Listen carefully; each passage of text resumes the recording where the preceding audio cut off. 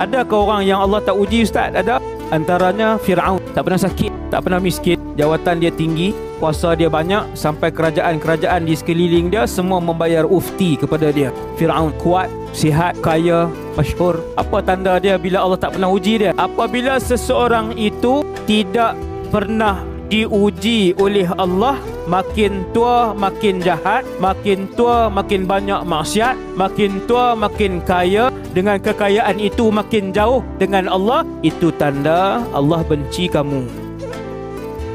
Allah benci kamu. Inna lillah wa inna ilaihi raji'un. Sepatutnya lebih 60, sudah 70, sudah 80, makin dekat dengan Allah. Sebahagian orang sudah 70, sudah 80, makin jauh dengan Allah. Kemasyhuran dia membuatkan lebih banyak dosa yang dia buat. Jawatan yang dia pegang membuatkan lebih banyak dosa yang dia lakukan. Kedudukan dia yang tinggi membuatkan lebih banyak dosa yang dia boleh buat. Inna lillah wa inna ilaihi raji'un.